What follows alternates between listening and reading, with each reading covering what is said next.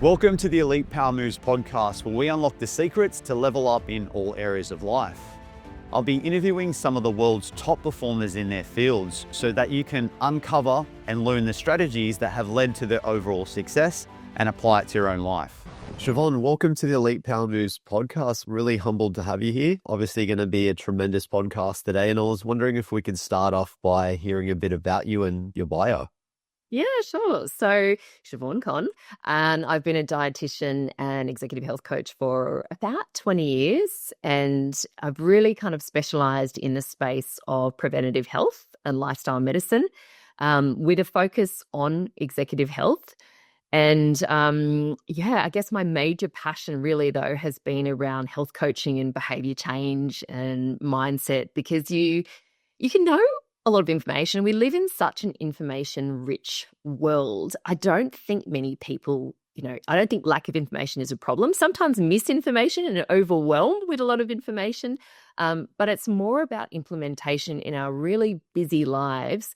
So with coaching and behavior change, it's really about, okay, this is what I want, getting clarity on, what I want and why, that big picture, and then supporting people to then implement it so that it seamlessly integrates into their lifestyle and it becomes, I guess, habits, and long-lasting change. So we look at it's really about optimizing people's health so they can lead these happy lives, content lives, and do what they want to do for as long as possible. To have those, long-lasting, older years as opposed to those disability-affected years.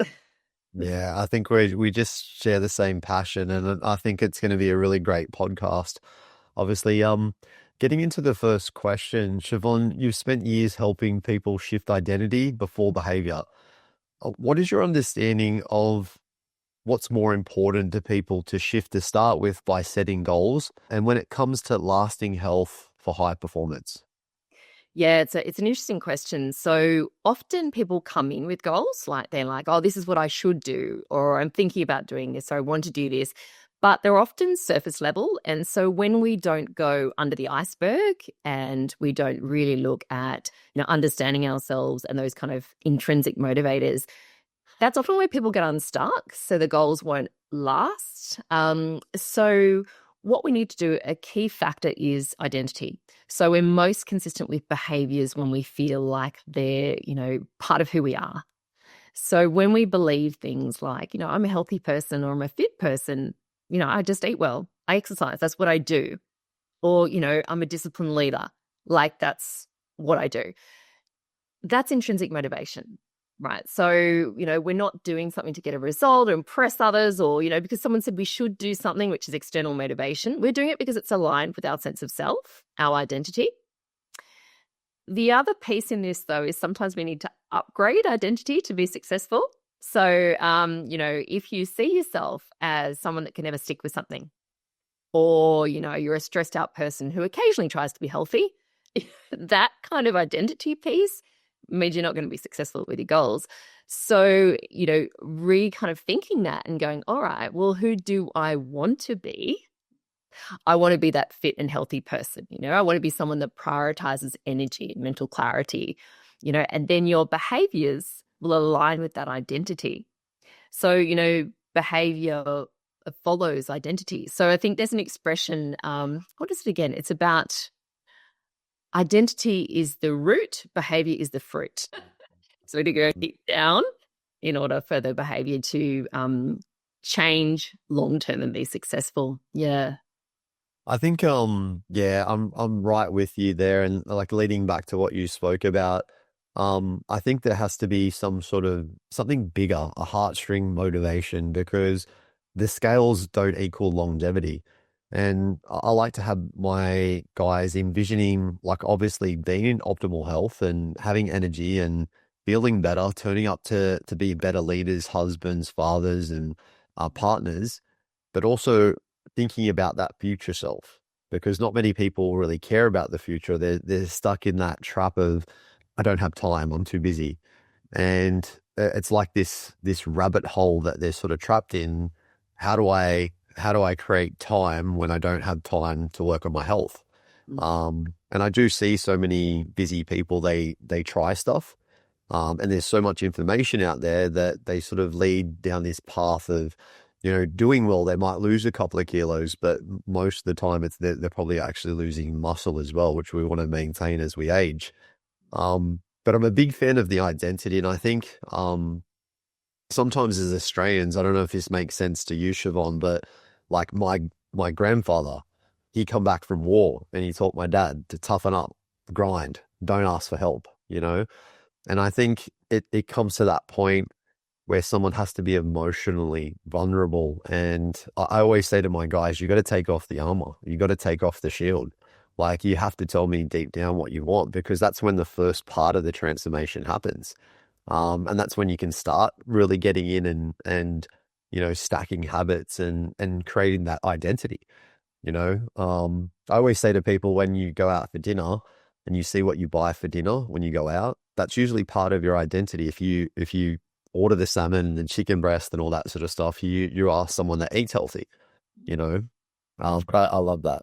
Yeah, they're like votes for your identity. I think James Clear writes about it in Atomic Habits, about like what you're doing on a daily basis is a vote for your identity, whether it's going for that walk, choosing the salmon and the vegetables. And you're right, it's such a huge piece, and people often overlook it. And like what you were talking about, getting to the heart of why it matters to you, whether that is that future vision and what does that allow you to do and what's really important to you, that can actually generate energy and excitement and motivation to get started and stick with it. But if we're not connecting on that deeper level to those things, then, it can be a bit like, oh, why am I doing this? Like you kind of get lost in the micro of, prepping my lunch the night before or that sort of thing. But if you've really connected it to that bigger picture and that vision, that identity, those things that matter to you, then it creates more meaning in the little things day to day. 100%. And I feel like you have to sort of, and sometimes it's the hardest minutes. And I talk about this on almost every podcast because it's probably the biggest thing that took me a long time to shift is that first minute when you wake up in the morning and the last minute when you go to bed, when you're in that trance state, when you can sort of like rewire that neuroplasticity and that 7-year-old self, and you can start envisioning and thinking about what you want and who you want to become. And then it sort of starts creating your reality, it brings the people, the places, the things that you need to be that healthy person. And it's a shame that a lot of people live in that identity of self-talk where I'm not healthy or I don't have time. And because it seems like they sort of waste most of their life being there, and I think it's the thing that I love about helping the people that I help the most, because you get them to come out of their shell and take off the armor and sword, and they're actually they're having more energy for their families. They're peak performing in their companies. They're having that balance of everything, you know. And I think a lot of busy CEOs and executives, they have those hats of relationships, health, recovery, being the father and husband. And where do I put all the points all the time? Sometimes I got to put all my points here. And I think if you have that identity of health, you're always going to have that as your foundation. And I think if that's built, then it's like Atomic Habits and Warren Buffett, who compounds in interest, you compound in healthy habits. You don't see that on the scales. You see that in that last 15 years of your life when you're, living in vitality. Yeah, absolutely. There's so many things you said that are interesting, and we might come back to that. But that intentionality that you're talking about too, at the beginning of the day and at the end of the day, and what you were talking about too is belief systems, which is so tied in with identity, and people not realizing that they can actually shift those belief systems, and it is possible to shift that. Like people will listen to their thoughts and accept it as fact. And that's just the way things are. I mean, you alluded to your grandfather and your father, and sometimes when that, that generational, when that's passed down, that's just the way things are, and we don't question that. And I think that's the beautiful role of what you do and I do as well as coaches, where we allow people to question that and say, okay, well, you've believed that for a period of time. How is that working out for you? Yeah. And I always say to people that sometimes it's not your fault, you know, it's you don't know any different. Like I have people come in from different programs and they've lost weight and then when put it back on and you know, they haven't had the system, I guess, for it, but they still haven't had someone to sort of to sit there with them and go like these are the things that you're doing that are leading down this path. And now this is the new path and these are the things and the habits that you need to do. Yeah, oh, absolutely. And that's the beauty of, what we do in coaching, right? Holding the space and allowing someone to have that time to think, Yeah. reflect, and I, get clarity of where they want to go. I definitely love that about how we pretty much are aligning on that same mission. Siobhan, we work with CEOs who are great at discipline in business, but struggle with consistency in their health. What's the missing link, and when high achievers come to changing habits to pretty much stay on track? Yeah, this is an interesting one. I find with high achievers, it's usually not a lack of discipline, you know, but the reality is that you can't white knuckle your way into a better sleep or white knuckle your way into lower stress or lower inflammatory markers. Like the nervous system isn't wired to thrive under constant pressure. So, I mean, I have obviously worked with some execs that kind of white knuckle their way into no alcohol for a few months or, stick to a rigid diet. But, if they haven't actually worked on, those key pieces of identity, belief systems, priorities, perceptions, their behavior doesn't last. So, like many high achievers, like intellectually know they want to be healthy, right? But emotionally, their sense of worth is still tied to achievement. So, it creates a bit of a tug of war. So, like part of them wants to rest or do the exercise. But the other part of them thinks, oh my goodness, like if I do that, it's taking away from, my work or what do I want to achieve and I'll fall behind. And, so, or it could be those beliefs about what it means to be a provider or how they should show up. So it's quite interesting because their identity is wired for like proving themselves, not well-being. So again, it's kind of going back to that identity piece of, you know, helping someone to see themselves as maybe a grounded, high capacity leader. And that means looking after themselves and able to show up and that enables them to show up as their best version of themselves in the workplace and at home, So it's not just the way they've done things before, isn't necessarily the pathway to really what they want to do. And they want to be a leader that can last in business and be successful for a long period of time, but they also don't want it to take away from the way they are with their family. And they do want to enjoy those years of retirement where they're traveling around and seeing their grandkids and that sort of thing. So I feel like it's, again, kind of helping those high achievers to go back to those belief systems that have shaped that identity and kind of go, all right, well, what are those belief systems? What do we want to hang on to? What do we need to reframe or change? And then help them to, again, it's optimize that identity or shift it to see themselves still as that successful, high performer person that's showing up in the workplace, but that's not, having to compromise those other elements. Yeah, it's really true. And look, obviously a lot of high achievers, male and female, they're out to achieve and momentum and I've got this next mountain to climb. But as we all know, the mountain never ends. It just gets longer and longer and that we just keep on striving to get to the top. And I think most people are looking for fulfillment. They're looking for that balance between everything. And it definitely comes down to breaking down the belief system and having 100% clarity about that and believing that you can make it happen even during the chaos and the busyness, and I like to break down my guys' calendars and look at it and go, where's your lunch break? You know, um, if your daughter was at McDonald's working and she come home and said the boss didn't let me have a lunch break, you'd be furious, wouldn't you? Mm. And like getting them to think like that. Well, well, why don't you look after yourself and have your lunch break? So I think it's important to, you know, even to look at, because I look at someone's busyness and I can see heaps of time. I can see heaps of things that you can do it's about atomic habits as well. It's about habit stacking and, all right, well, back-to-back meetings, like let's do 1 minute of breath work and, It's not gonna, no one's gonna see you do it. Just box breathing and have a little bit of pink salt in a little glass of water. It's gonna hydrate your cells. It's gonna lower your cortisol levels and just do a quick brain dump before you step into that next meeting. So at least you're sort of taking care of hydration. You know, you're lowering your cortisol levels, and you're sort of having that 1 or 2 minutes between like the busyness. And it's the same like with Atomic Habits, which I love as well. Like you brush your teeth, you take your vitamins.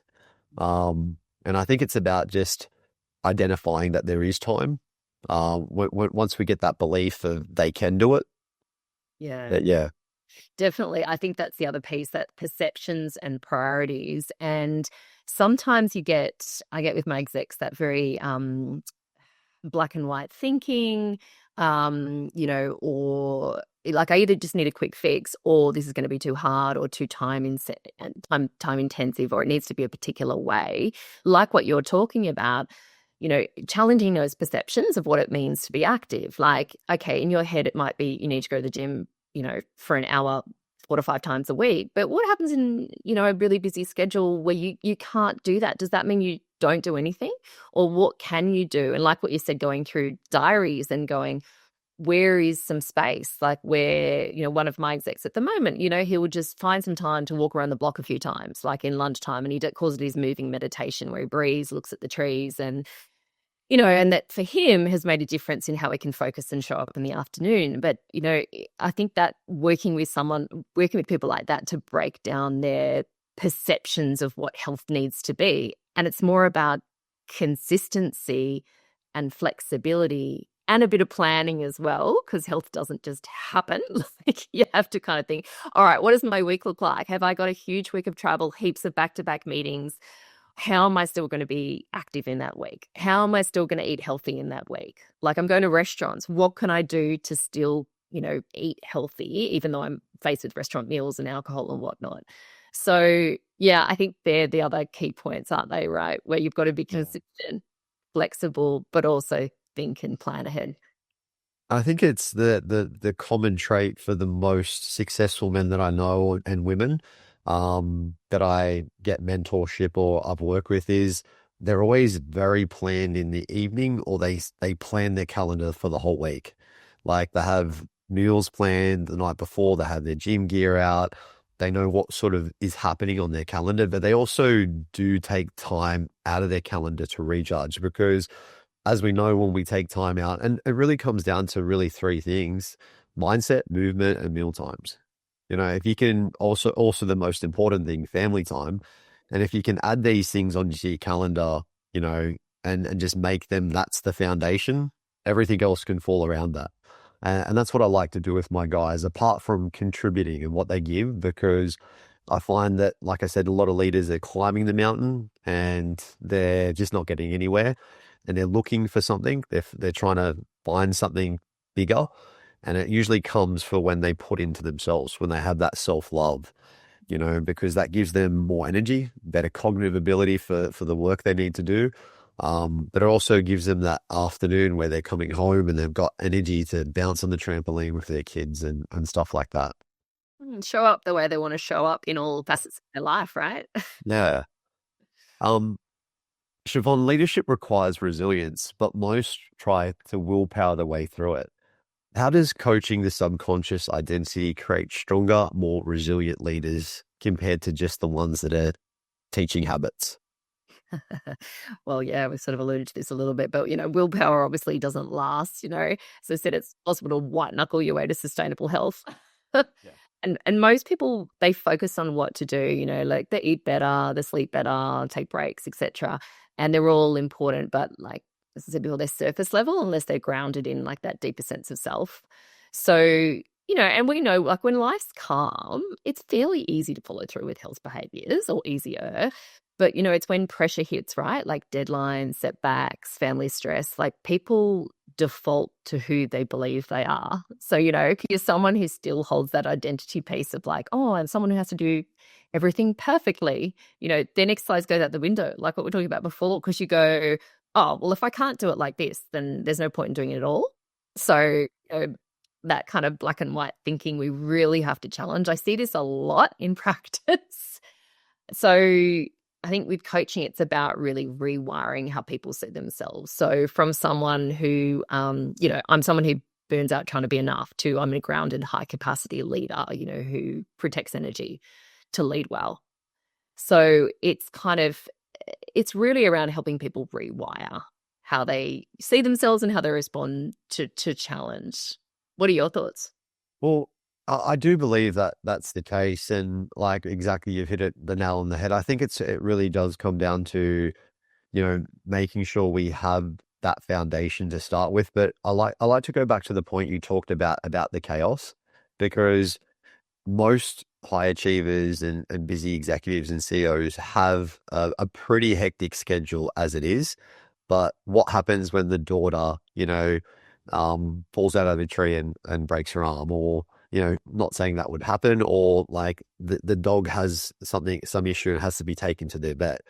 And I think that's the time where we need to sort of still manage our health and sleep and food and all that sort of stuff. And still make sure we're making time to the space for that, for the rest of the stuff that does happen. Because I find most high achievers, their cups are so full. Like if say, hey, you just got to do this food, it's then overwhelming just for just that one little habit. So I think we sort of have to have like our cups a little bit of space in them every day. And I think a lot of people are just jamming their schedules, and it's back to back and busyness, and not being able to process anything from back to back meetings, and it's leading to like, poor sleep that night. Or I did want to ask you a bit of a question, I guess, and we can powwow on this. And I guess, what are the three biggest things that you see most busy executives and high achievers doing that they shouldn't be doing? Oh, three biggest things that they shouldn't be doing. Um, I think it's probably things we've talked about before. One thing is not planning ahead with health. They plan so well in work and business, and taking the health for granted, like it will just happen. Or, I've been healthy so far, and they just hope that it will just last and they will just be able to see through a good retirement, without actually putting any planning or effort into, creating, like what you said, those small steps, though. They only have to be small steps that they're taking consistently that will make a difference. So probably that. The thinking, the black and white thinking, the all or nothing. I see this all the time, like going all in and then burning out. Like they go, all right, I'm going to do this for a few months. But because of the fact they're putting so much focus and energy to it, and it's more about sort of willpower and white knuckling it and that sort of thing, it doesn't last. So then they go, oh, well, that didn't work. Oh, if. So going on and off those cycles.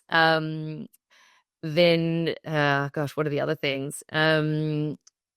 Thinking about it's, and I guess the mindset thing too about, oh my gosh, I see this too when they go away on holiday, or it's the weekend binge, that whole like, I've been good, like that whole restriction, binge restrict cycle you see, where people are like, I've been good during the week, so I can, drink as much as I want on the weekend and I can eat whatever I want, or I'm about to go on holidays. So whew, there goes the diet and the exercise. I am just going to go wild. And then they come back and they're like, oh, Shivaun, I put on 8 kilograms, So I think that kind of the mindset shifts are probably one of the biggest, well, mistakes, but then opportunities for growth and then being able to actually maintain change. And it doesn't mean missing out.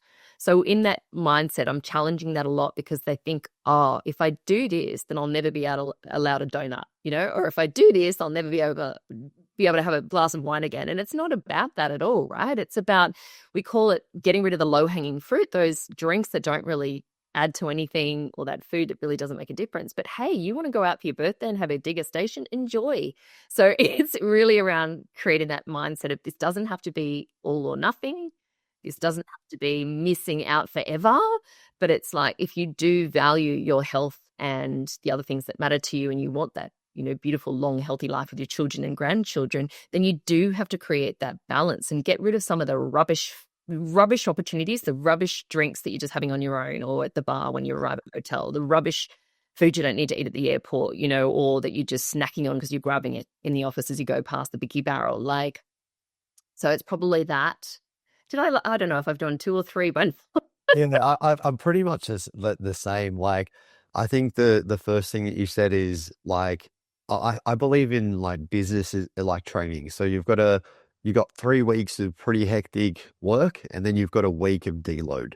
Like you've got a week to sort of still do the work, but you've got to back off a little bit. And I think people just grind, grind, grind until they get burnt out and they're not absorbing food and, they're not eating enough. And that's the second thing that I see. It's the most common thing that I see with my male execs is like they're doing this output, but they've got the biggest loser concept where they're successful, well-educated, $75-100 million CEOs, but unfortunately they don't know much about nutrition and caloric intake and what they should be doing. So a lot of them, they might see a bit of belly fat and they go, I've got to shift it. I've got to exercise more and eat less. And obviously this leads to metabolic disorder. We like obviously 80% of Australians are leading to insulin resistance and thyroid issues. And it actually, them grinding and having this mindset around training more and eating less actually has a worse effect on the hormones and all that sort of stuff. And I think the third thing really for me is they're very intelligent, but most of them are very analytical and they have to really overthink and process a lot. So, for someone that is doing a presentation, a huge boardroom presentation, like the most successful guys I work with, they don't plan it, they just rock in. It's sort of what I do with these podcasts. I just have the questions and I rock in and we just flow. And I think overthinking and over planning really does drain that energy as well. And it takes away time and energy from where you could be putting other things. But definitely the under eating is the most common thing. Teaching especially men about the protein intake that they need. And again, that's an identity thing. People think protein, bodybuilders are going to like have protein shakes, and it's not. Like men and women need a certain amount of protein, obviously, for their daily caloric intake and their body weight and their activity needs. Yeah, yeah. It is interesting. It's either like what you were talking about there. Sometimes it's that either skipping and then binging. Like I think it's a or nothing thing that plays the role there. And maybe because they're busy, maybe there's the mindset around, oh, if I skip this meal, then I'll save some calories. But then it doesn't necessarily work that way when they're eating to the other end of the day. And Yeah. yeah. Well, that's another thing actually that I could add in is they're eating most of their food at night. Yeah. So they're sort of like skipping breakfast or they're having breakfast, skipping lunch, and they're eating most of their food at night. And as we know, like our body's an engine, and that's how I talk to my guys. Like you're a Ferrari. Like we can't put $5 of unleaded in the tank and expect to drive from Melbourne to Newcastle.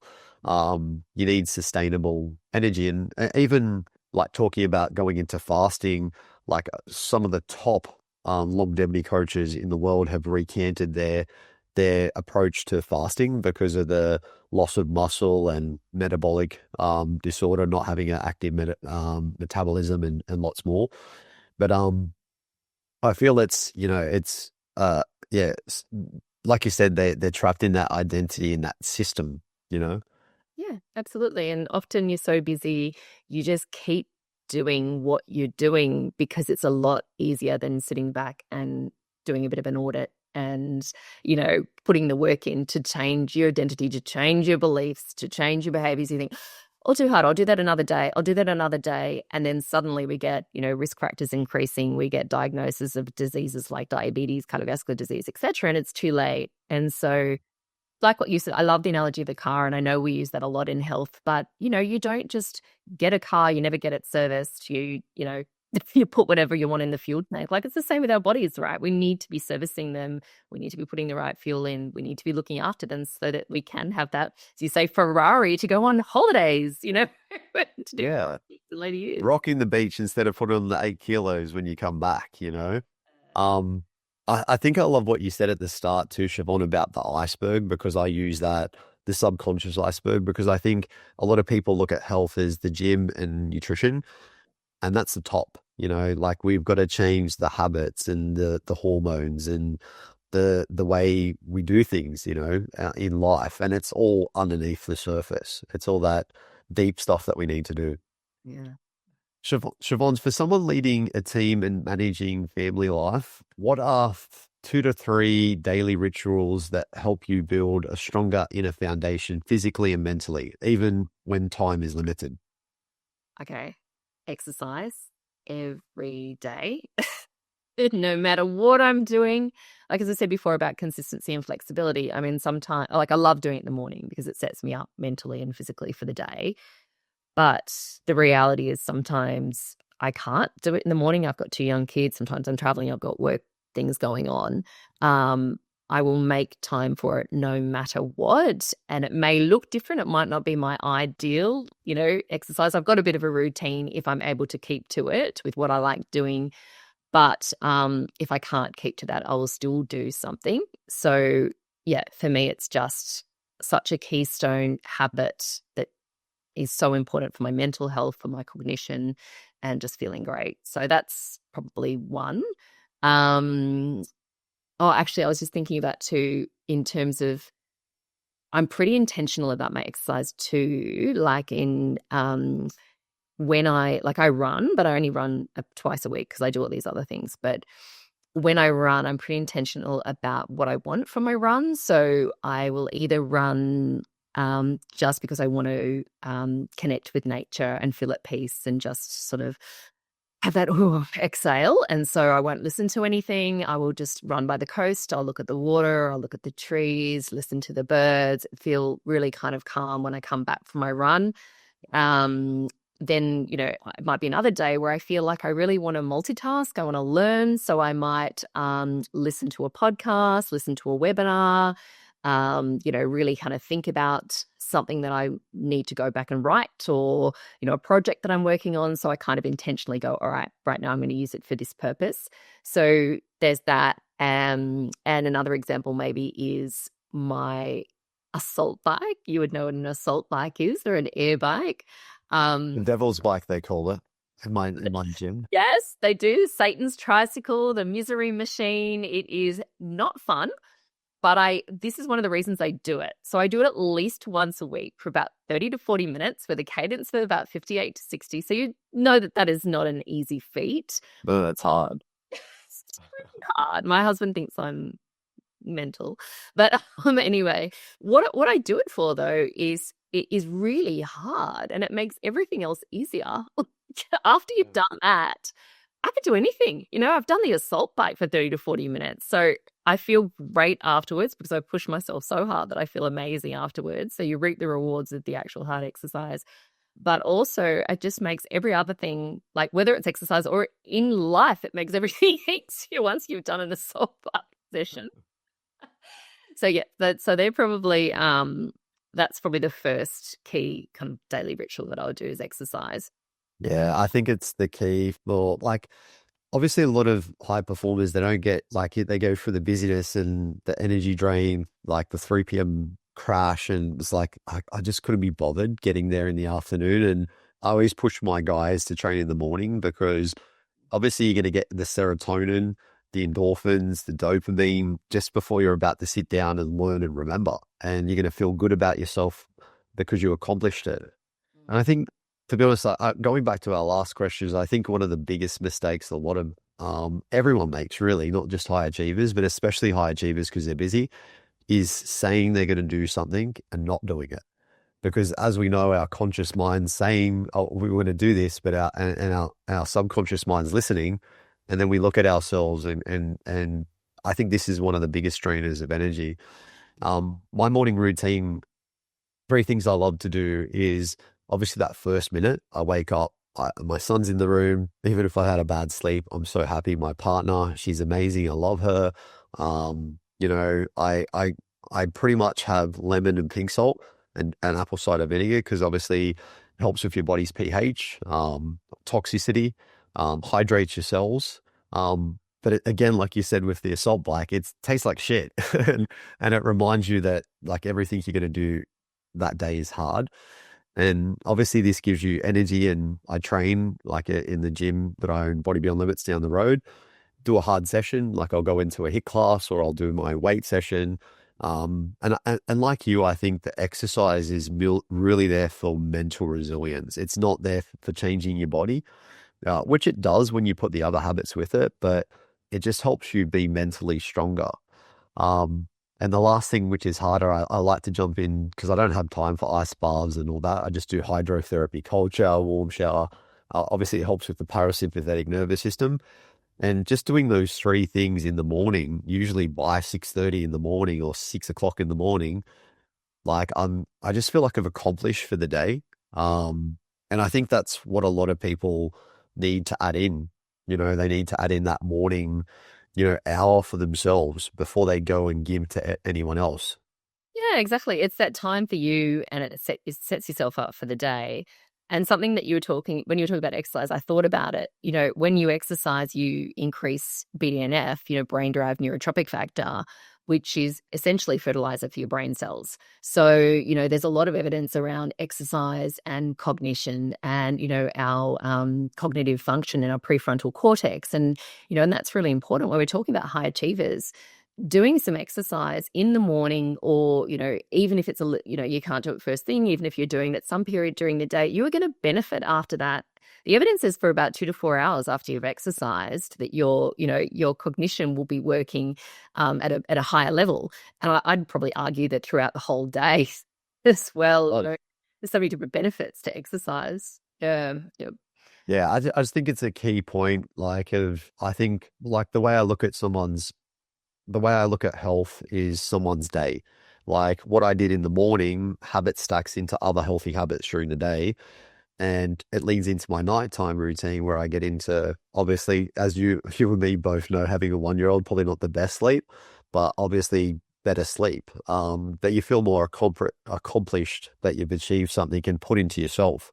Yeah. Um, Some things are out of our control, aren't they, with young children? yeah, yeah, About what we can control. Uh, the other rituals probably that I do as well are those little intentional transitions. And I think you talked about them too. So like, and I've done this for many years. I actually, the book, The Third Space? I have heard of it. Yes. Yeah. So I don't know if I was doing it before that, but it definitely highlighted the importance of it's by Adam Fraser, I think. I'm just trying to look at I've got some books over there. Adam Fraser, I think, Third Space. But what it is really is around we transition throughout the day. We get up, we have moments maybe with our, maybe on our own, with our family, we see clients, meetings, etc. And really around those three spaces, like what do I want to leave behind from this? Like from, do I need to take a quick note from this client meeting or whatnot? What's this middle space, which is just, it can be resetting. So breathing, listening to some music, doing a little meditation. And then how do I want to show up for the next space? So how do I want to show up as a great mum? How do I want to show up as, for this next client? And so that those kind of, and what do I need to do to self-regulate to show up as this best self as well? So, lifestyle practices help with that too. So as we talked about the little space in the middle of meditation, but obviously what you do, sleep, eat, exercise, all that sort of stuff helps you to show up as that best self and be able to regulate in those moments before you transition from one thing to the other. So that's probably another key thing that I've not always done, but I've done for a long period of time is intentional transitions. So you do that as well. Yeah. Yeah, and I don't think like even for the listeners listening, I'm sure Siobhan, you're not perfect, and I'm not perfect. I don't. I find that as long as you get sort of 9 out of 10, Yeah. and it's consistent. Yeah. I mean, that's the biggest thing is just keeping that consistency, and like I said before, doing the things that you said you're going to do. I think has the better. It sort of not only helps with our belief system and who we are, but it helps with our self-worth and knowing that we're sort of following through with what we said we're going to do. Yeah. I like that point. Just because we're health professionals, we are not perfect. And I think this is an important piece too, because one, like being authentic, we're not. But also I've got a real sort of kindness and compassion piece for myself around that as well. Like, I'm only human, you know?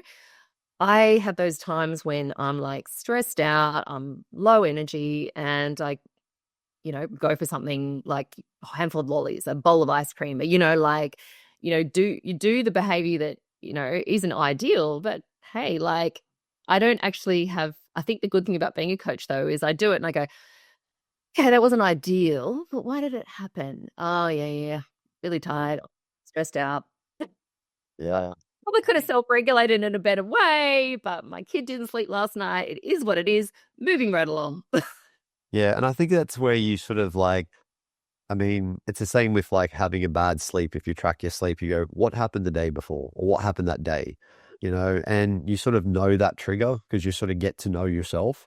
And that's what I think health is. Health is self-worth, self-love, self-respect, and it's getting to know you because like you said, and we both know being like pretty much mind and body performance coaches that your mind is your body, and the habits that you create, like for me, they create momentum and they also become maintenance. It's just you do it. Like you stop at the red light. I don't think about having the apple cider vinegar and all that sort of stuff. I just did it for so long that it just happens. Yeah, Um, interesting. It becomes easier. But one thing that I love to question with habits is I don't think it's automated all the time. Like I love exercising, but it doesn't just happen, like I have to kind of still think about it. And some days I have to really motivate myself. Like it's raining, it's cold. It's like, I don't want to do it. You still have to use that motivation. But, once we have established habits, it does become a lot easier though, because it's, as you said, aligned with identity, values, etc. So it's not that kind of push, push, push. yeah, I think it's in short, health is sometimes hard stuff now, but the easy life later. Instead of doing the easy stuff now and just pushing it aside and I'll do it later, just delving straight in. And it's the same, like same with business and health. Like if you got a hard thing that you want to work on in your company, do it first. Do it while you have that cognitive ability and the dopamine and the energy in the morning. Don't do the emails and the messages and the meetings and all that sort of stuff. Do the hard stuff. And I think you just got to get it out of the way because it's got to happen. That's right, exactly. There's an expression, short-term pleasure equals long-term pain. Short-term pain is long-term pleasure. I like that. Siobhan, I wanted to finish off the podcast with my famous rapid fire questions. So I'm going to go through a few questions with you. If you're ready. So we're going to start shooting some questions at you. Okay, yeah, okay. What's the most important lesson you've learned as a high achieving CEO? Take action. Even if it's messy action, don't get stuck in perfectionism. It's been a hard lesson for me. Health professionals love to be perfect, but we are really not. So just take action, progress over perfection. Yeah, I love that. I'm all about that as well. And I'm the same. What daily habit has the biggest impact on your productivity? I think I've already said that, morning exercise. Definitely. Yes. If you could give one piece of advice to your younger self, what would it be? Be more intentional and discerning with your time, which I've only learned as I've got a bit older in my 40s. So don't spend time with time wasters or waste time on things that are not meaningful and not aligned with where you want to go. I feel you there. Ever since I've had Zane, I just want good energy around me. Um, what's the biggest investment you've ever made in your business? Oh, good people that are aligned with my vision, values, like that have great work ethic. And that's either working within my businesses or just alliances. When you've got fantastic alliances with people, I think they're amazing investments. You help each other to grow, got common, viewpoints, and yeah, and it can make business more exciting as well. Yeah. I love that. How do you handle stress and stay focused under pressure? I think self-care first, like and foremost, because it helps you to self-regulate. So all those practices we've talked about, exercise, eating well, sleep, looking after myself. And then deep breaths and reframing negative thoughts too. So into more sort of positive enabling thoughts like, this is a growth opportunity. You know, taking action will help you, Shivaun, right now. Even though you're feeling overwhelmed, just take a small step forward. Just keep moving forward. And one thing I say to myself is, you've got this. Whether I'm going onto a stage or I'm just in a real high pressure situation or I've got a challenging project or I have to have a challenging conversation, you've got this, Shivaun. You've got experience. You've done it before. You've got this. 100%. And it's a battle of the mind. Yeah. What's one book or resource you recommend for all inspiring leaders?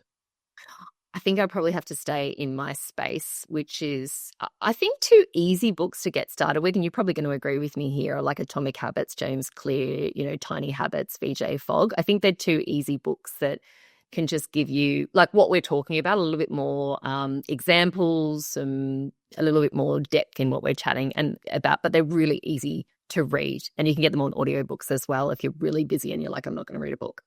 Yeah. Yeah, that's me. I've got ADHD, so I can read 3 pages and I'm gone. Last question. What is your drink of choice as a health professional? This is so boring. Water. I knew that was going to be the answer. I've actually got kombucha. I've got kombucha there. I wouldn't expect anything different from a successful health professional like yourself. I don't really drink a lot of alcohol. It's mostly water for me. Nah, I'm the same. I think a lot of people don't drink enough water during winter sometimes.